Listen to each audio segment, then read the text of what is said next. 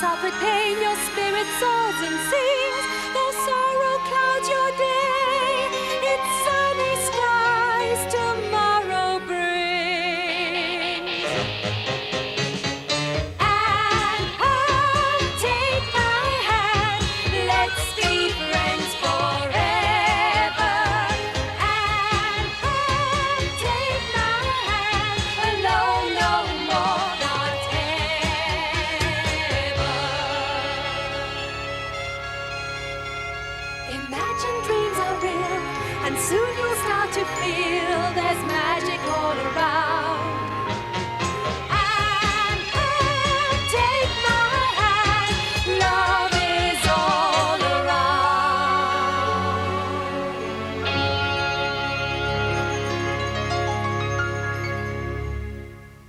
This was Anne's first summer at Green Gables. It was the happiest summer of her life. She had a place to stay which she loved, and she had a very good friend, Diana Barry. The two girls spent every free minute together. Oh, I suppose I should be glad if she arrives at all.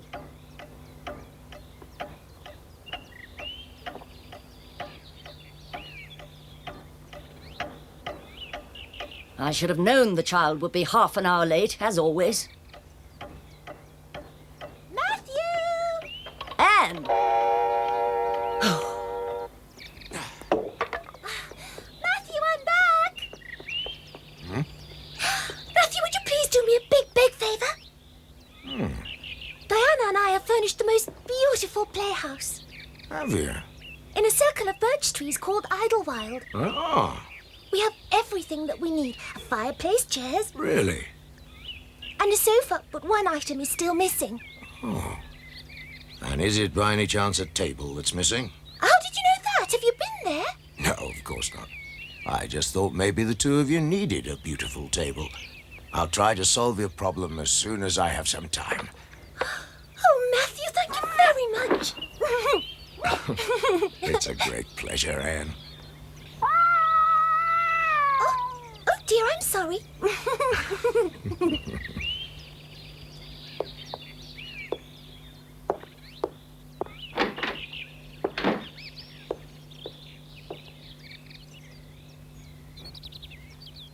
I don't understand it. The child has completely forgotten she had to help me in the house. And my dear brother Matthew would join in the mischief. When it comes to being lazy, he's the world champion. Anne! Anne! Yes?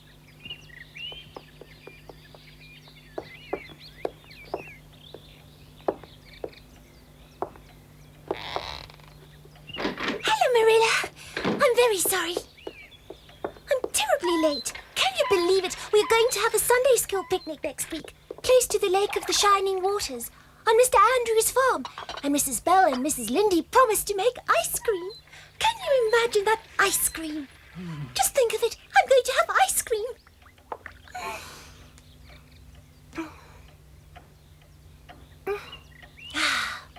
You will allow me to go to the picnic, won't you? Do you realize what time it is? No. Didn't you promise to be back at a specific time? At 2 o'clock. Don't you think the idea of a picnic is simply marvellous? May I go, Marilla? Please, may I go? I've often dreamt about something like this. Oh, it sounds so incredibly romantic. Do you think that you could possibly bake us an apple pie? We agreed that you would be home at 2 o'clock, Anne.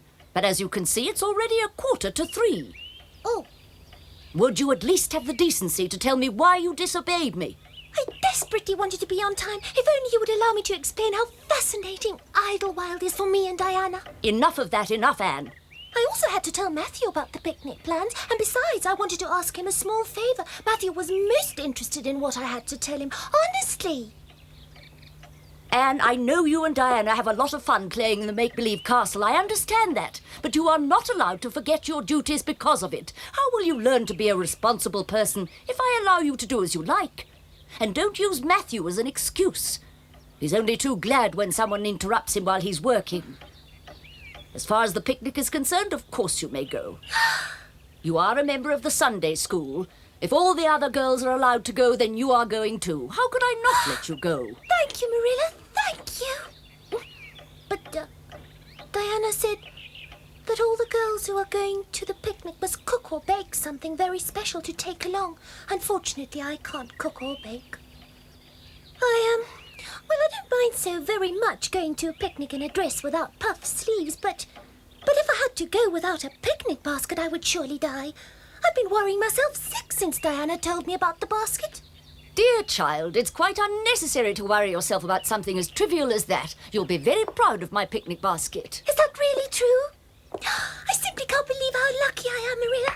Oh, what have I done to deserve you? Thank you very much, Marilla. Oh, and be careful, you'll hurt yourself with the knitting needles. Oh, it would be just my luck if you hurt yourself. It really makes me glad to see you so happy. But believe me, it would have been much nicer if you'd kept your promise. The fact that you can't cook has been bothering me for some time. I'll have to teach you as soon as possible, but at the moment you seem to be a little scatterbrained. You don't concentrate on things that you have to do. I keep on having to remind myself that your thoughts drift very easily and that you're a daydreamer. That's a sure recipe for a flop. Rather busy yourself with your patchwork. I want you to finish one square before tea. I don't like patchwork. It's so boring. There's no scope for imagination, Marilla. Anne? Oh.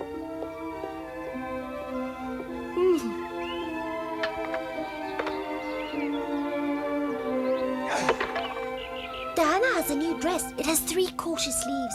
She's going to wear it to the picnic. I can only hope that it doesn't rain next Wednesday. I can't bear the thought of the picnic being cancelled for some silly reason. It really makes me so nervous. Of course, time would heal the wound of such an unfortunate experience, of that I'm sure. But it would haunt me for the rest of my life. I wouldn't be able to get rid of the thought. Even if I were invited to go on 100 different and more exciting picnics every year, it would never, ever mean as much to me as the very first picnic of my life. There'll be ice cream. Apparently it tastes like chocolate and strawberries. It's going to be an experience that I will one day relate to my nieces. That's, of course, if I'm going to have nieces, which in turn means Anne, you've been prattling away for 10 minutes without so much as a pause between. I'm very interested to know if you also have the ability to keep quiet for the same length of time.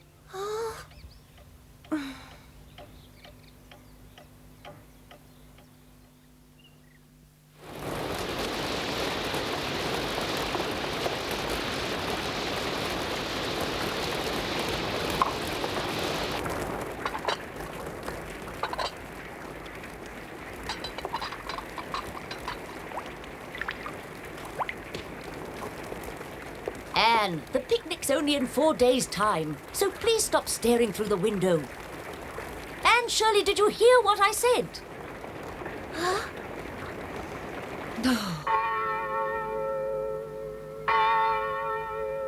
To end off today's sermon, I have wonderful news for you. I'm sure that many of you know about it already. There will be a picnic for all the Sunday school members this coming Wednesday. Be quiet, children. I would like to see as many of you as possible at the picnic so that you can have wonderful memories of Sunday school holidays.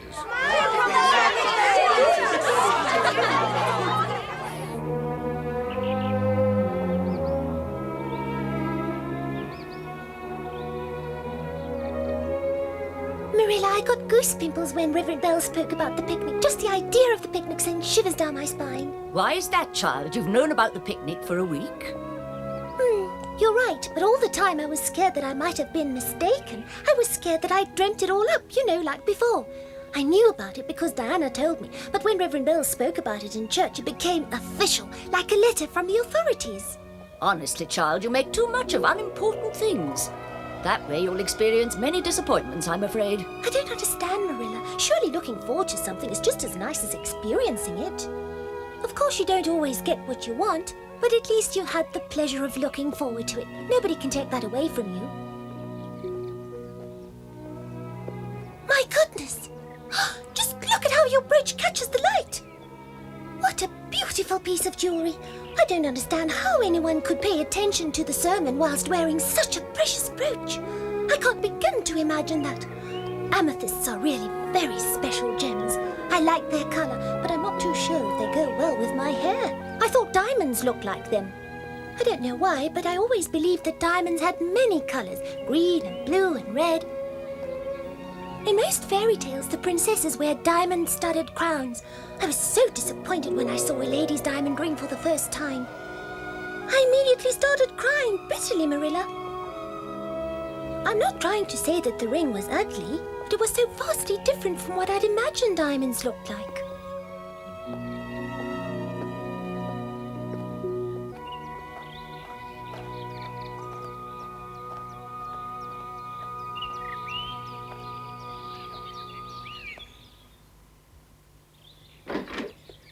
Anne, would you be so kind as to put the box in the hall cupboard upstairs? I still have some shopping to do. All right.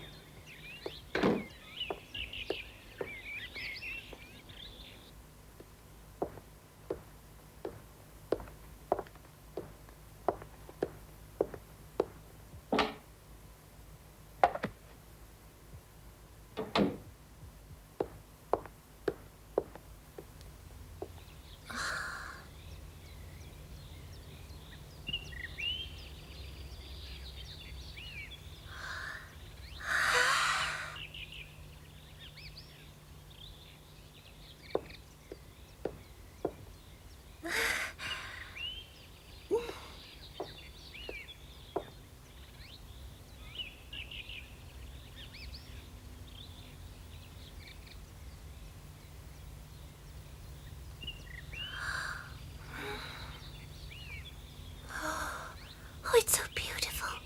I'm sure amethysts are so beautiful because the souls of violets live in them.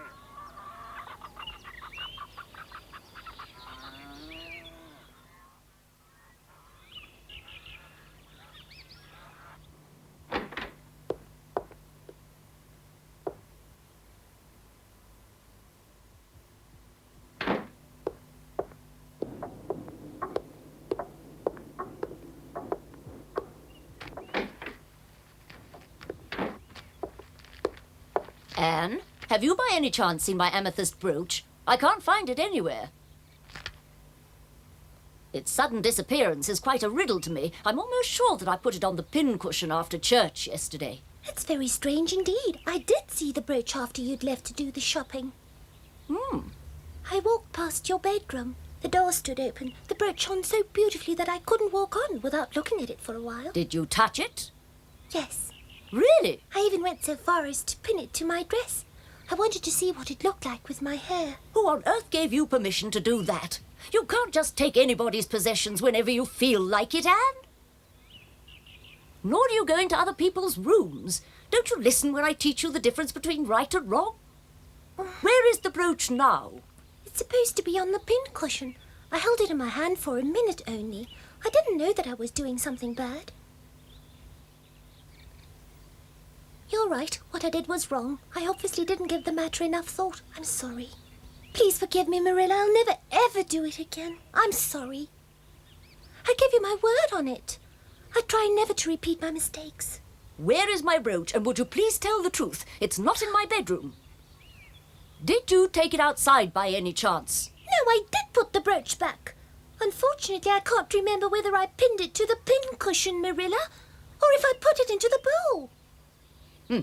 I'll go and have a look. And if you really did put the brooch back, as you say, it should still be there. Rather tell me now if you have something to hide.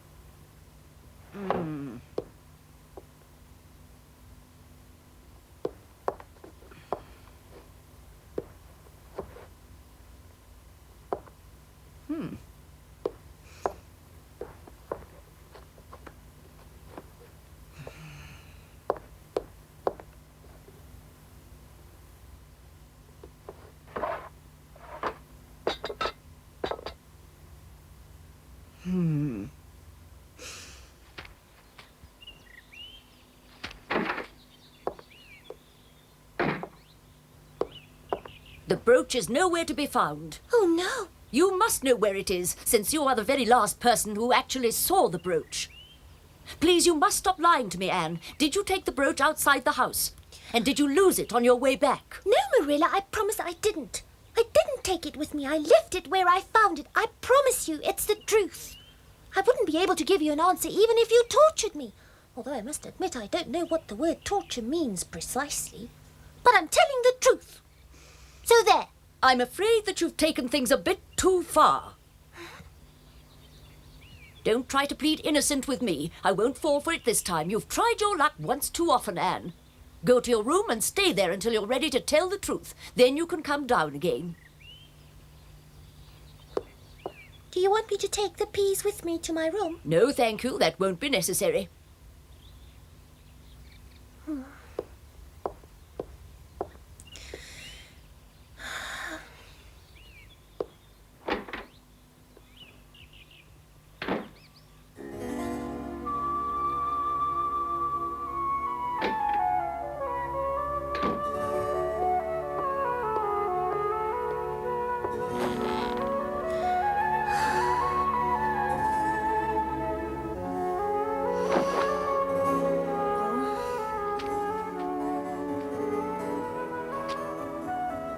If only I knew what the truth was.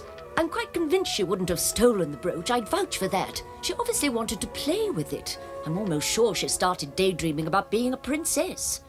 Maybe she lost the brooch and now, for fear of being punished, she doesn't want to tell the truth.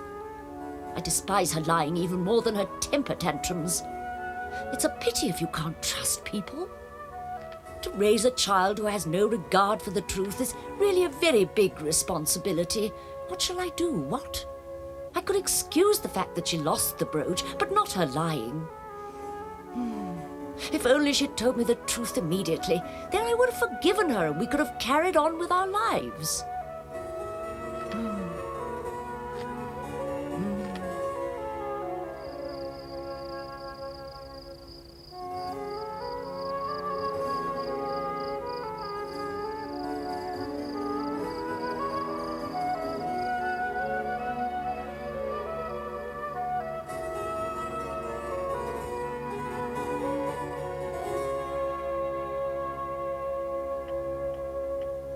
You must be mistaken, Marilla. Anne would never do such a thing. She's far too honest. You ought to know that.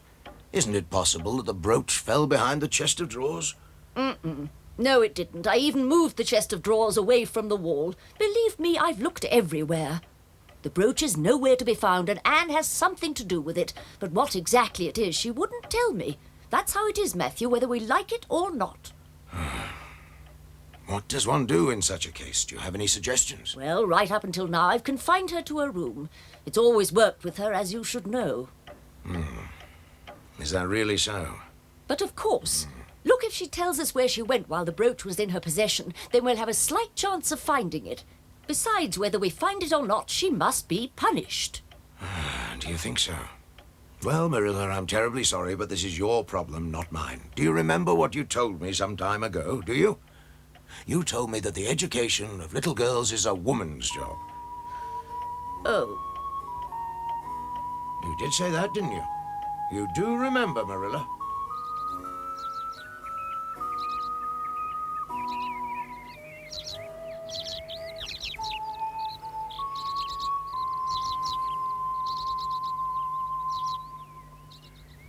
Good morning, Marilla. It's a beautiful day. I just hope it will stay as beautiful for the picnic tomorrow.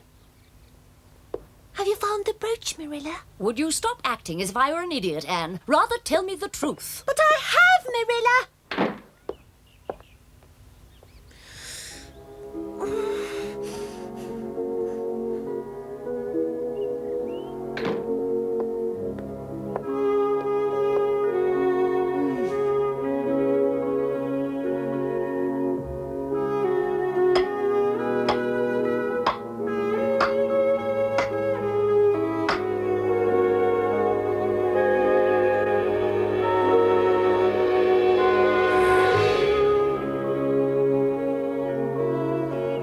Every morning, afternoon, and evening, Marilla took Anne's food to her room. Marilla always looked very distressed, but every time she left Anne's room, she was even more distressed because it never crossed Anne's mind to say the magic words. Marilla was at her wit's end. She believed Anne was just being stubborn and that she would get her to talk by treating her in such a strict way. She even thought of going to Mrs. Rachel Lynde to ask her for advice. But she didn't trust her. She was afraid that people might think badly of Anne. Matthew didn't feel too good either.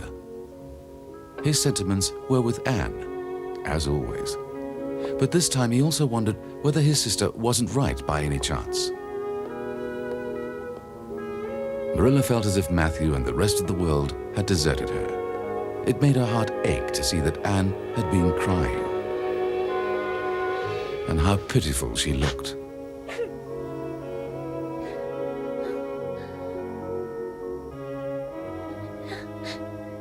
How long are you going to keep this up, Anne?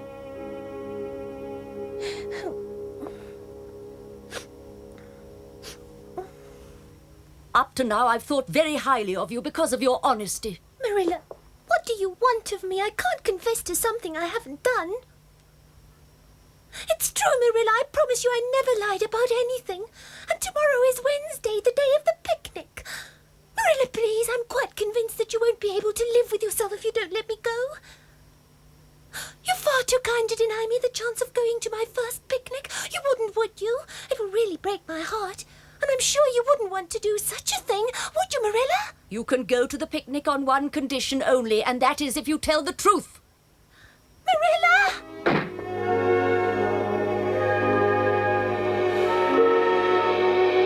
And tomorrow, what will happen to me? Whatever hopes I have, I simply have to bury again.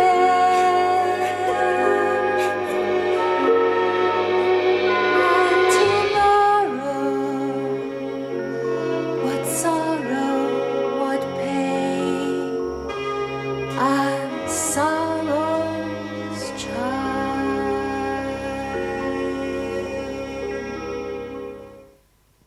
Anne didn't know what to do.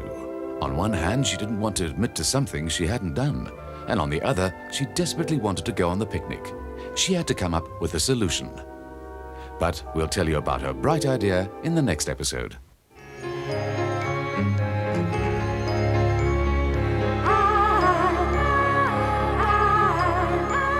Soft whispers on the breeze, the wood nymphs in the trees are calling out your name. They offer you their gift, sweet fragrance fills the air. The magic of a moonlit night, a nightingale's song to share.